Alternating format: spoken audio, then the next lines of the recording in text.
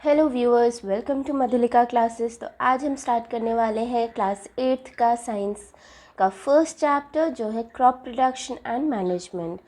तो crop production and management में हम क्रॉप्स कैसे उगाते हैं, कैसे एग्रीकल्चर करते हैं, उसके अंडर कौन कौन से स्टेप्स होते हैं, क्या क्या प्रोसेस है, ये सब के बारे में हम पढ़ेंगे।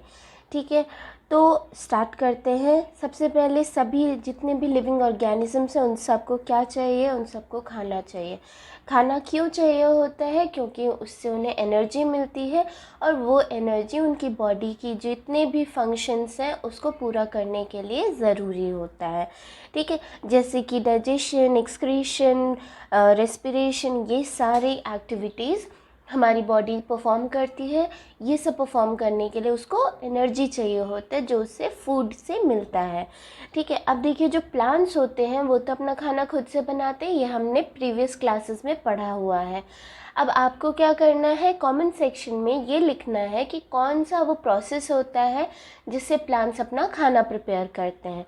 ठीक है ना, जो एनिमल्स हैं वो तो प्लांट्स के ऊपर ही डिपेंडेंट रहते हैं, एनिमल्स इंक्लूडिंग ह्यूमंस। ठीक है ना, वो जो है प्लांट्स पे डिपेंडेंट होते हैं खाने के लिए। अब देखिए इतनी बड़ी पॉपुलेशन है हमारी, ठीक है, तो उन सबको अगर खाना प्रोवाइड करना है तो उसके लिए मतलब रेगुलर बेसिस पे प्रोडक्शन भी होना चाहिए, वो प्रॉपरली मैनेजमेंट भी होना चाहिए उसका, और उसको प्रॉपर डिस्ट्रीब्यूशन भी होना चाहिए, तभी हम इतनी बड़ी पॉपुलेशन को खाना प्रोवाइड कर पाएंगे। अब देखिए एग्रीकल्चरल प्रैक्टिसेस, अब हम इसके बारे में जानते हैं।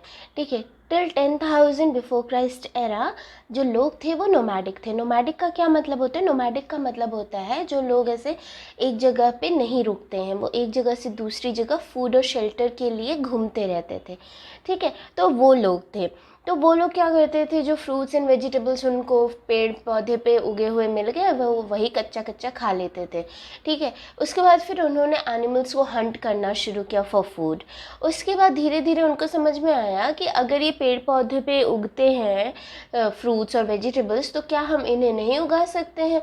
तब से स्टार्ट हुआ बेटा एग्रीकल्चर। ठीक है, उसके बाद से एग्रीकल्चर स्टार्ट हो गया। अब देखिए क्रॉप क्या होती है, तो क्रॉप की डेफिनेशन ये है, जब कोई भी प्लांट, एक ही तरह का प्लांट ज़्यादा बड़े स्पेस में उगाया जाए, ठीक है, कल्टीवेट किया जाए, तो उसे क्रॉप कहते हैं। ठीक है, एग्जाम्पल क्या है कि अगर जैसे आप राइस या वीट है, ठीक है, तो आपने अगर वीट का प्लांट लिया, ठीक है, वही प्लांट आपने पूरे अपने खेत में उगा लिया, बड़ा सा खेत है उसमें आपने उगा लिया, तो वो क्या हो गया बेटा? वो हो गया क्रॉप। ठीक है ना। अब क्रॉप कई तरह के होते हैं, उसके अंदर क्या आता है? सीरियल्स होते हैं, ठीक है, अनाज, वेजिटेबल्स होते हैं, सब्जियां, ठीक है ना, फ्रूट्स हैं, फल हैं। ठीक है, तो ये सब चीज़ें किस में आती हैं? क्रॉप्स के अंडर आती हैं। अब जो इंडिया है, हमने अपने प्रीवियस क्लासेस में पढ़ा होगा, ज्योग्राफी में भी पढ़ा होगा कि जो इंडिया है वो बहुत वास्ट है, और उसमें क्या है कि अगर आप नॉर्थ से साउथ में चले जाते हैं, ठीक है, तो नॉर्थ में जो टेम्परेचर, ह्यूमिडिटी, रेनफॉल है, सेम वैसा ही साउथ में नहीं होता है। ठीक है, बहुत वेरिएशन है क्लाइमेट में, टेम्परेचर, वेदर में। ठीक है, मेन क्लाइमेटिक कंडीशन बहुत वेरी करता है। ठीक है, क्योंकि इतना वेरिएशन है इसीलिए अब यहाँ पे जो क्लाइमेटिक कंडीशन है वो किसी और क्रॉप को फेवर करता होगा। ठीक है, किसी और क्रॉप के प्रोडक्शन को। यहाँ पे जो क्लाइमेटिक कंडीशन है वो किसी और क्रॉप के प्रोडक्शन को फेवर करता है। इसी तरह से क्योंकि इंडिया बहुत वास्ट है तो बहुत वेराइटी ऑफ क्रॉप्स यहाँ पे उगते हैं। ठीक है, तो जो मेन क्या है वेराइटी है वो दो तरह की है। ठीक है, मेन है दो, kharif crops and rabi crops. ठीक है, खरीफ क्रॉप्स कौन से होते हैं? खरीफ क्रॉप्स वो होते हैं जो रेनी सीजन में उगाए जाते हैं। रेनी सीजन में इसलिए उगाते हैं क्योंकि इनको बहुत ज़्यादा पानी की ज़रूरत होती है, ये क्रॉप्स को पानी बहुत ज़्यादा चाहिए। ठीक है, तो रेन से डायरेक्टली उन्हें पानी मिल जाएगा, इसीलिए इन्हें खरीफ क्रॉप बोलते हैं। ठीक है। इनका क्या टाइम है, जून टू सितंबर, मतलब कि जून में इनको बोया जाता है और सितंबर में इनको हार्वेस्ट कर लेते हैं। ठीक है। अब एग्जाम्पल्स क्या है, पैडी, मेज, सोयाबीन, ग्राउंडनट, कॉटन, ये सब होते हैं बेटा खरीफ क्रॉप्स। ठीक है। अब नेक्स्ट देख लेते हैं राबी क्रॉप्स। तो राबी क्रॉप्स जो होते हैं वो हमेशा जो रेनी सीजन है उसको बाय कर देता है, उसके बाद उगता है। ठीक है, इसीलिए देख रहे हैं राबी। ठीक है, रा इज इक्वल टू रेनी, ठीक है, रेन, और बी आई को आप क्या प्रोनाउंस करते हो, बाय प्रोनाउंस करते हो, राइट। तो बाय कर दिया, रेन को जब बाय कर दिया उसके बाद रबी क्रॉप्स को ग्रो किया जाता है, कल्टीवेट किया जाता है। इस तरह से आप इसको याद रख सकते हैं। तो जो रबी क्रॉप्स हैं उनको हम विंटर सीजन में ग्रो करते हैं, जो कि है अक्टूबर टू मार्च। और इसके क्या एग्जाम्पल्स है, इसके एग्जाम्पल्स है वीट, ग्राम, पी, मस्टर्ड, लिनसीड। ठीक है। तो जो रबी क्रॉप्स होते हैं ना बेटा, उनको ज़्यादा पानी की ज़रूरत ही नहीं पड़ती है। ठीक है, इसलिए उनको विंटर्स में ग्रो कराते हैं। और दूसरी बात कि उनको जो टेम्परेचर है वो कम चाहिए, लो टेम्परेचर पे ये क्रॉप्स कल्टीवेट होते हैं। ठीक है, तो इसलिए इनको विंटर्स में ग्रो कराते हैं जो रबी क्रॉप्स होते हैं। ठीक है, इसके अलावा जो समर सीज़न का बीच का जो टाइम होता है, जैसे कि ये मार्च तक हुआ, ठीक है, रबी क्रॉप्स मार्च तक हुए और फिर ये जून से स्टार्ट हुआ, राइट। तो मार्च के बाद अप्रैल में 2 महीने का जो टाइम होता है, इसमें भी बहुत सारे पल्सेस और वेजिटेबल्स को ग्रो किया जाता है। ठीक है, ये खरीफ और रबी क्रॉप्स के अलावा।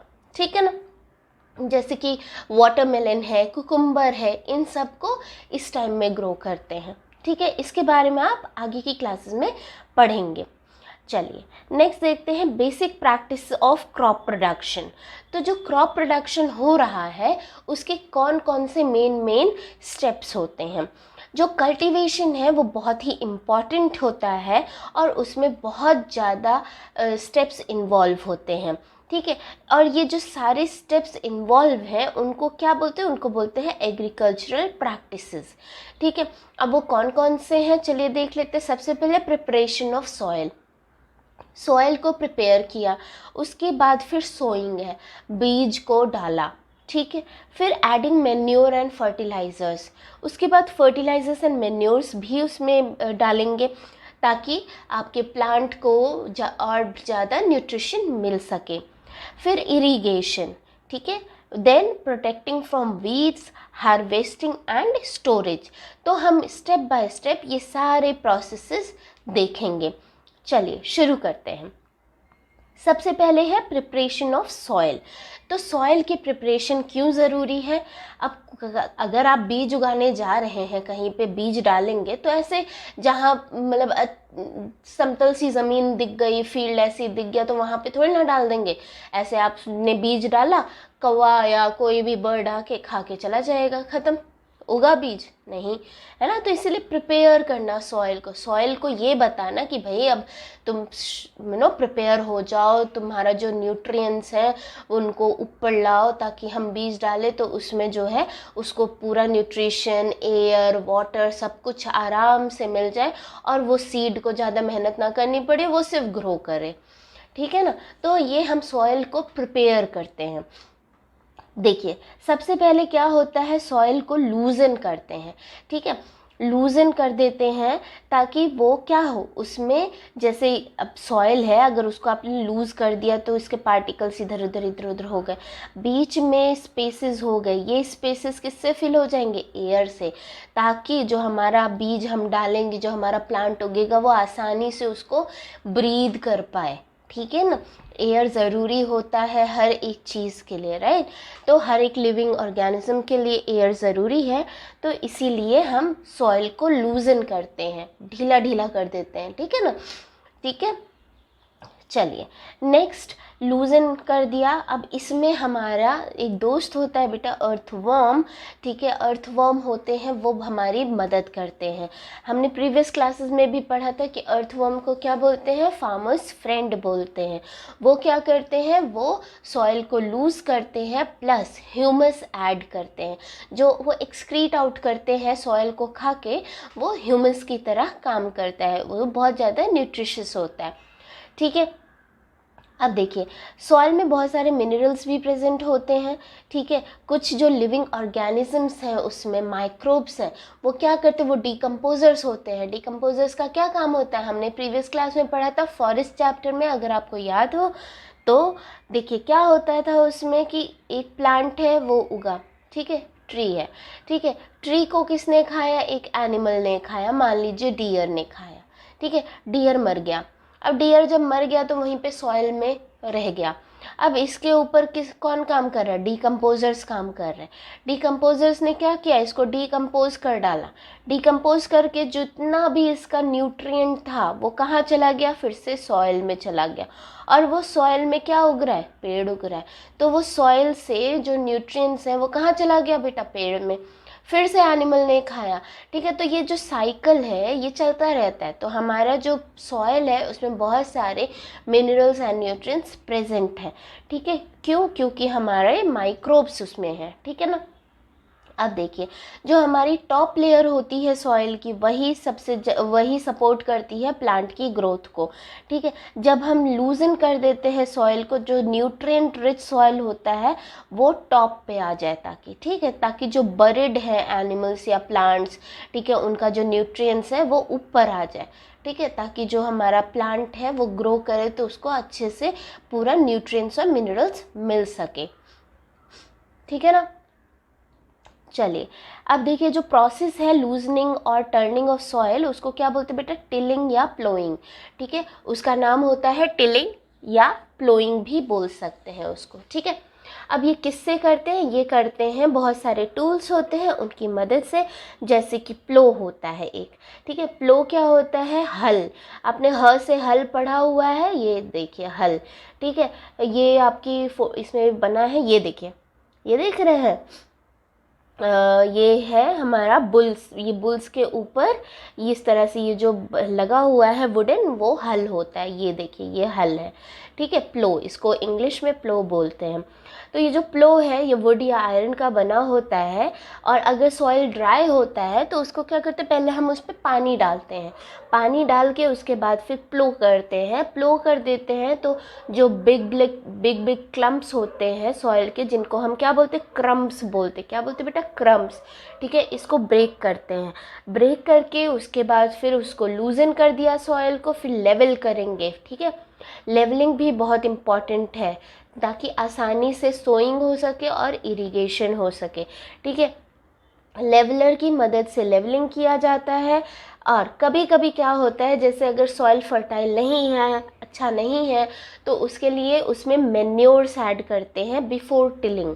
लूजन करने से पहले ही मैन्योर को ऐड कर देते हैं, ताकि अच्छे से जो मैन्योर है वो सॉइल से मिक्स हो जाए। और उसके बाद फिर उस सॉइल को मॉइस्चन करते, थोड़ा बहुत पानी डालते हैं। उसके बाद हम क्या करते हैं बेटा, सोइंग करते हैं, ठीक है। ये हो गया लूजनिंग ऑफ सॉइल। अब देखिए कुछ एग्रीकल्चरल टूल्स होते, इम्प्लीमेंट्स हैं जो हेल्प करते हैं हमें सॉइल को लूज़ करने में, ठीक है। जो सीड्स हैं उनको सो करने से पहले जो बड़े बड़े क्लम्प्स हैं सॉइल के, उनको तोड़ना बहुत ज़रूरी होता है, टू गेट बेटर ईल्ड, ठीक है। अगर आपको अच्छी फसल चाहिए तो उसके लिए ये करना ज़रूरी है, ठीक है।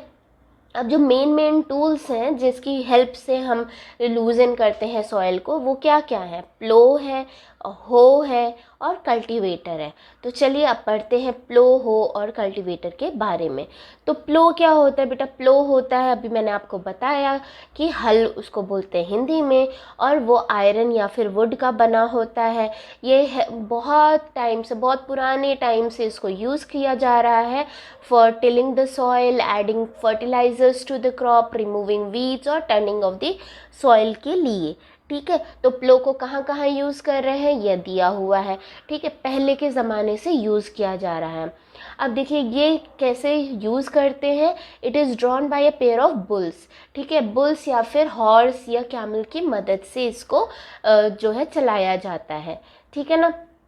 इसमें एक स्ट्रॉन्ग ट्रायंगुलर आयरन स्ट्रिप होता है जिसको कहते हैं प्लो शेयर। मेन पार्ट जो होता है प्लो का, वो लॉन्ग लॉग ऑफ वुड होता है जिसको बोलते हैं प्लो शाफ्ट, ठीक है। उसके पास एक हैंडल होता है at the end of the shaft, और दूसरे एंड पे अटैच्ड होता है, वो बीम से अटैच्ड होता है, ठीक है, जो कि बुल की नेक पे रखा जाता है। अभी मैं आपको फ़ोटो में दिखाती हूँ, ठीक है। और एक पेयर ऑफ बुल की ज़रूरत पड़ती है एक प्लो को ऑपरेट करने में। अकेला बुल नहीं मतलब अकेला बुल उस प्लो को नहीं खींच पाता है, एक पेयर चाहिए होता है, ठीक है ना। ये देखिए इस तरह से, ये देख रहे हैं, ये है लॉन्ग सा बीम, ठीक है, जो मैंने अभी ड्रॉ किया वो है लॉन्ग बीम, ठीक। ये रखते हैं बुल्स के ऊपर, 2 बुल्स हैं, दोनों के ऊपर रख दिया, ठीक है। अब देखिए ये जो चीज़ है, ये जो गया है ट्रायंगुलर सा, इसको क्या बोल देंगे, इसको बोल देते हैं प्लो शाफ्ट, ठीक है। ये होता है बेटा प्लो शाफ्ट, ठीक है। अब देखिए ये प्लो शाफ्ट हो गया। उसके बाद देखिए ये इधर से ना यहाँ ऐसे बना हुआ है, ठीक है। यही चीज़ जो होता है, मेन होता है ये चीज़, इसको बोलते हैं प्लोशेयर, ठीक है। प्लोशेयर क्या करता है, प्लोशेयर ही मिट्टी को लूज़ करता है एक्चुअली में, ठीक है। और वो मतलब प्लो का ही पार्ट होता है प्लोशेयर, लेकिन वही हेल्प करता है, मेन वही उसका काम होता है मिट्टी को लूज़ करना, ठीक है।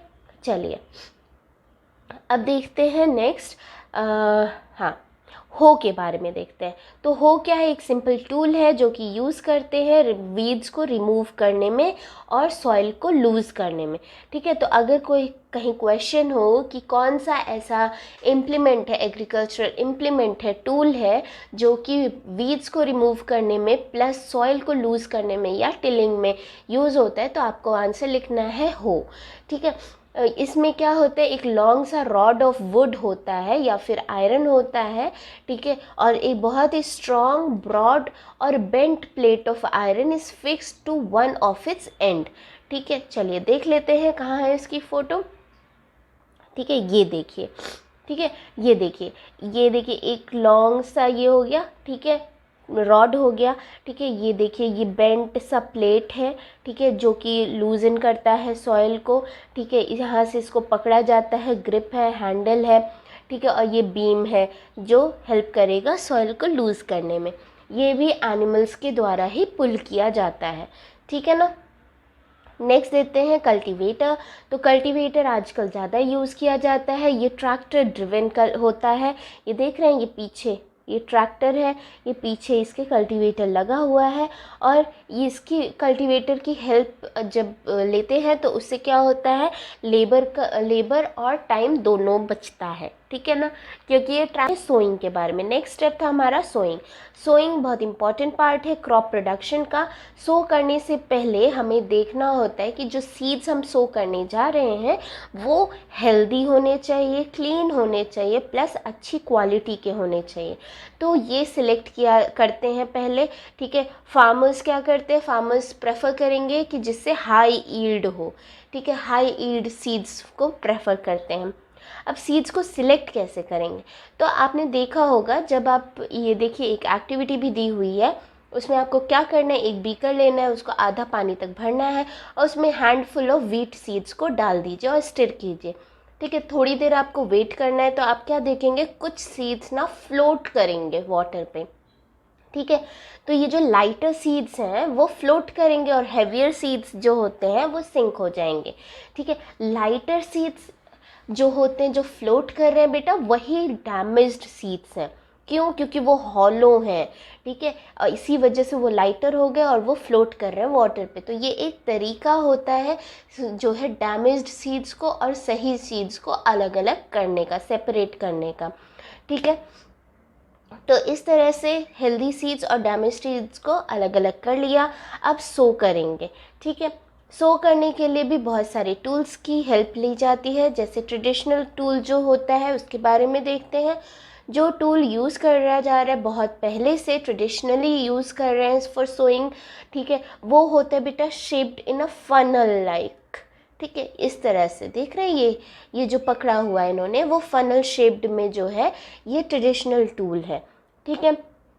इसमें क्या होता है, जो सीड्स हैं वो इस फनल में डाल देते हैं और उसके बाद फिर वो इधर से पास होता रहता है और गिरता रहता है फील्ड में, ठीक है।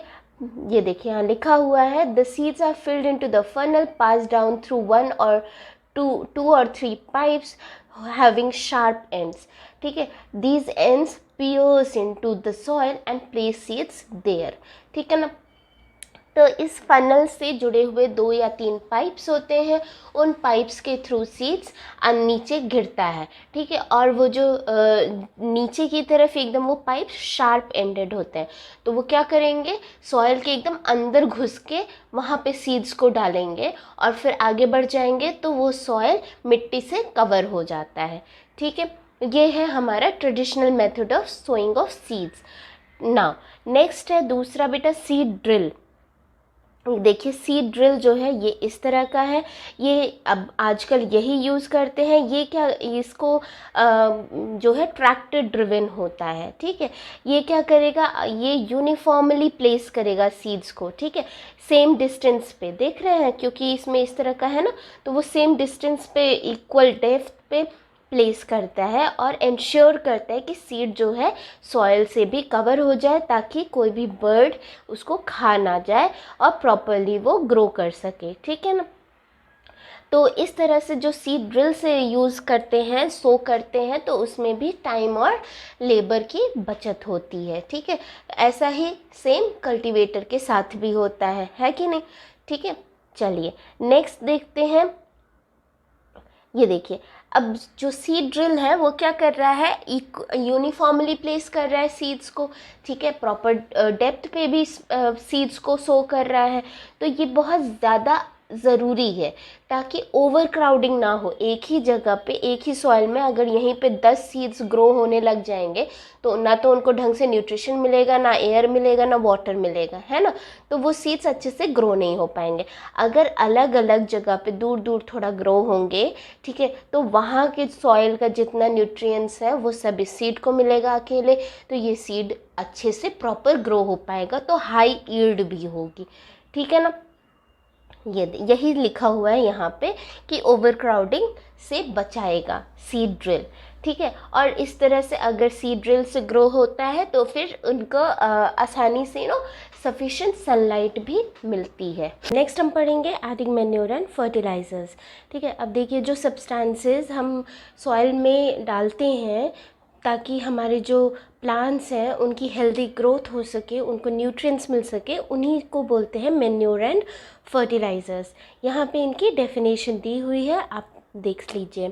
ठीक है, अब देखिए सॉइल ना वैसे बहुत सारे न्यूट्रिएंट्स प्लांट्स को प्रोवाइड करते हैं। ठीक है, ये न्यूट्रिएंट्स क्या होते हैं, ये न्यूट्रिएंट्स बहुत ज़रूरी हैं for growth of plant.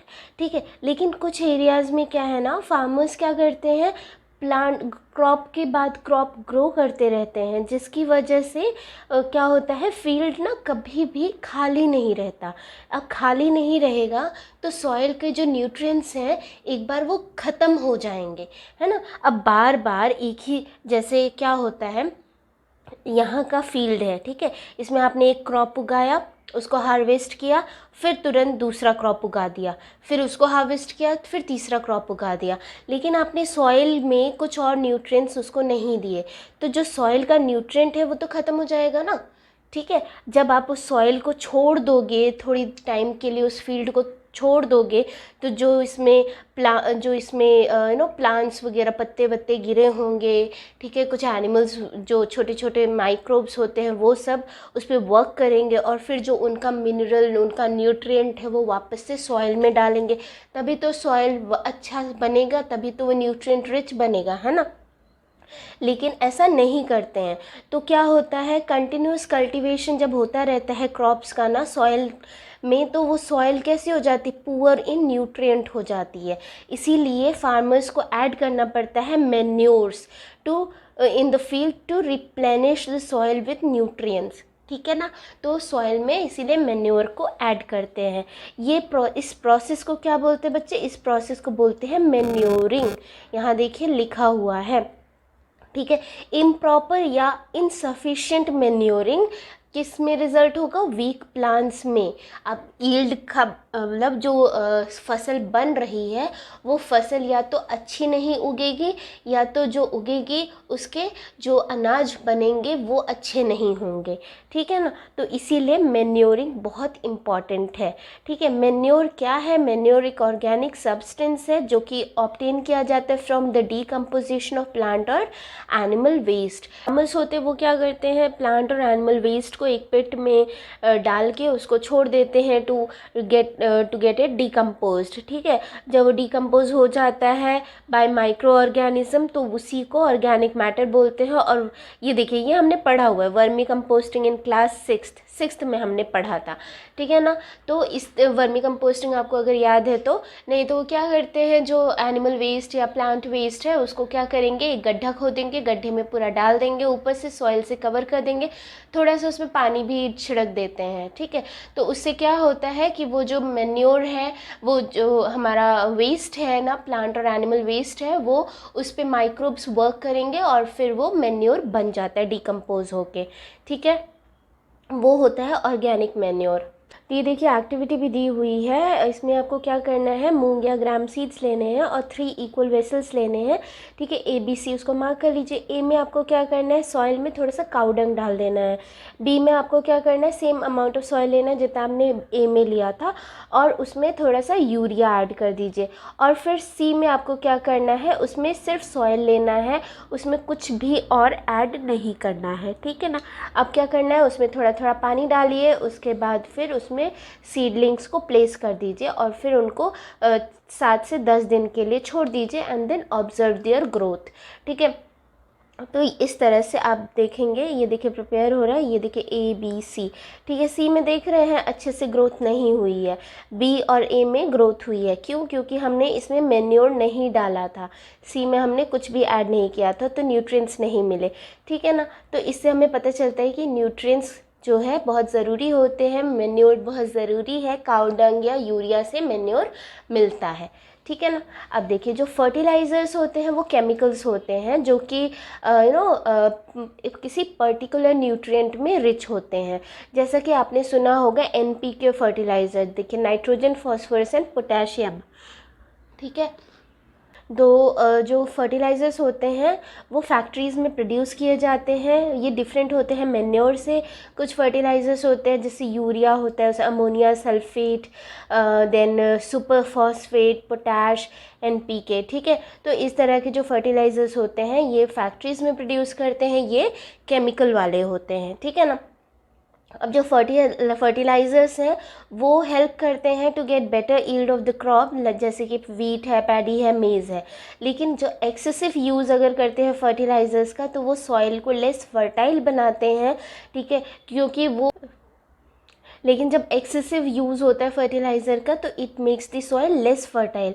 Fertilisers जो होते हैं वो क्या करते हैं, वो वाटर को भी पोल्यूट करते हैं, ठीक है। वाटर पोल्यूशन का भी एक सोर्स होते हैं। तो इसीलिए अगर आपको फर्टिलिटी सॉइल की मेंटेन करनी है तो फर्टिलाइज़र्स का सब्स्टिट्यूट ढूंढना चाहिए जो कि ऑर्गेनिक मैन्योर्स हैं, ठीक है। या फिर आप जो है फील्ड को ना कुछ टाइम के लिए छोड़ दो, ठीक है। 2 क्रॉप्स उगाओ, उसके बाद फिर फील्ड को कुछ टाइम के लिए बिना कुछ उगाए उसको छोड़ दो, ऐसे ही तो वो अपने आप उसका न्यूट्रिएंट रीगेन हो जाता है, रिप्लेनिश हो जाता है, ठीक है।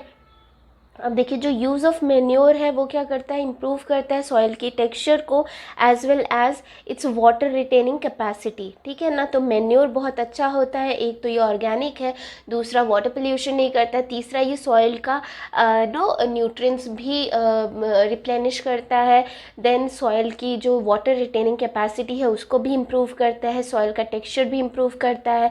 तो इसलिए ये बहुत अच्छा होता है मैन्योर, ठीक है। अब देखिए another method of replenishing the soil with nutrient is through crop rotation, ठीक है। क्रॉप रोटेशन बहुत ही अच्छा मेथड होता है जिसमें आपको मैन्योर या फर्टिलाइजर्स की ज़रूरत नहीं होती है। तो इसमें क्या करते हैं, it is done by growing different crops alternately, ठीक है। एक बार एक क्रॉप को ग्रो किया, दूसरी बार कुछ और ग्रो किया, फिर तीसरी बार सेम क्रॉप, फिर चौथी बार कुछ और क्रॉप को ग्रो किया। ऐसा नहीं कि आप एक ही क्रॉप, जैसे वीट है तो वीट ही ग्रो किए जा रहे हो हर बार, नहीं, वीट ग्रो किया फिर कुछ और ग्रो कर लो, ठीक है ना। अब देखिए इसमें क्या दिया हुआ है, जैसे कि इन नॉर्थ इंडिया, ठीक है, नदर्न इंडिया फार्मर्स क्या करते हैं, लेग्यूम्स ग्रो करते हैं as a fodder in one season and wheat in the next season. ठीक है, लेग्यूम्स जो होती हैं जैसे कि दालें हैं, ठीक है, वीट क्या है बेटा, गेहूँ, ठीक है ना।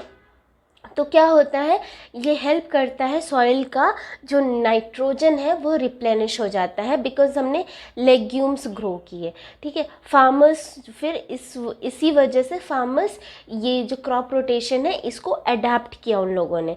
ठीक है, अब कैसे नाइट्रोजन रिप्लेनिश हो रहा है, आपने प्रीवियस क्लास में पढ़ा था, जो लेग्यूम्स होते हैं उनकी रूट्स में राइजोबियम नाम का बैक्टीरिया होता है। ठीक है, उनके जो रूट नोड्यूल्स होते हैं उसमें क्या प्रेजेंट है, राइजोबियम बैक्टीरिया। ठीक है, ये राइजोबियम बैक्टीरिया हमेशा सिर्फ लेग्यूमिनस प्लांट्स के रूट्स में ही प्रेजेंट होता है और ये क्या करते हैं, जो एटमॉस्फेयर में नाइट्रोजन है ना, हमारी एयर में जो नाइट्रोजन है उसको उस फॉर्म में बनाते हैं जो कि हमारा प्लांट आसानी से यूटिलाइज कर सकता है। ठीक है, तो उसको बोलते हैं नाइट्रोजन फिक्सेशन। ठीक है, तो ये जो बैक्टीरिया होता है वो नाइट्रोजन फिक्स करता है और वो सॉइल में फिक्स कर देता है, इसीलिए सॉइल में नाइट्रोजन रिप्लेनिश हो जाता है। ठीक है ना, इसीलिए क्या करा, एक बार लेग्यूम ग्रो किया, दूसरी बार वीट, फिर लेग्यूम, फिर वीट, तो उसकी वजह से सॉइल में अपने आप नाइट्रोजन रिप्लेनिश हो रहा है। ये देखिए यहाँ पे difference between fertilisers and manures दिया हुआ है। जैसे कि फर्टिलाइजर्स जो होते हैं वो मैन मेड होते हैं, इनऑर्गेनिक सॉल्ट होता है। मैन्योर जो है वो नेचुरल सब्सटेंस है क्योंकि वो कहाँ से, डिकम्पोजिशन ऑफ कैटल डंग या फिर प्लांट रेसिड्यू से बनता है। दूसरा, फर्टिलाइज़र्स जो होते हैं वो फैक्ट्रीज़ में प्रिपेयर होते हैं। ठीक है, मैन्योर्स हम फील्ड में प्रिपेयर कर सकते हैं जिसमें एक पैसा नहीं लगता है। Fertilisers does not provide soil any humus नहीं प्रोवाइड करता है, जबकि मैन्योर जो होता है बहुत सारा ह्यूमस प्रोवाइड करता है। ठीक है, फर्टिलाइजर जो होते हैं they are rich in plant nutrient like nitrogen, phosphorus and potassium. Manure relatively less rich होते हैं प्लांट न्यूट्रिएंट्स में, लेकिन ये पोल्यूटिंग नहीं होते हैं और ये पोल्यूटिंग होते हैं। ठीक है ना, तो फर्टिलाइजर जो होते हैं वो रिच होते हैं पर्टिकुलर न्यूट्रिएंट में, जैसा कि मैंने आपको बताया NPK fertilisers, urea, ammonium sulphate. ठीक है, तो अमोनियम सल्फेट में रिच है, वो यूरिया में रिच है। एक पर्टिकुलर न्यूट्रिएंट आपको पता होगा, अगर आपको पता है कि आपकी सॉइल में ये न्यूट्रिएंट की कमी है तो आप वाला फर्टिलाइज़र लाइए और डाल दीजिए, लेकिन excess of use of fertiliser is harmful for the soil. ठीक है, अब देखिए यहाँ डिफरेंसेस हमने देख लिए। अब कुछ एडवांटेज है मैन्योर के, जो कि है जैसे कि एनहांस करते हैं water holding capacity, it makes the soil porous due to which exchange of gas becomes easier. ठीक है, increase the number of friendly microbes, improve texture of soil. ठीक है, तो ये जो कुछ एडवांटेजेस हैं ये आपको पता होने चाहिए मैन्योर के। तो यहाँ तक हम आज इस वीडियो में पढ़ लिया हमने। आगे की वीडियो में हम irrigation and then removal of weed और फिर हार्वेस्टिंग एंड स्टोरेज के बारे में पढ़ेंगे। अगर आपको मेरा वीडियो अच्छा लगे तो प्लीज़ लाइक कीजिए वीडियो को, अपने फ्रेंड्स के साथ शेयर कीजिए और मेरे चैनल को सब्सक्राइब कीजिए। Thank you.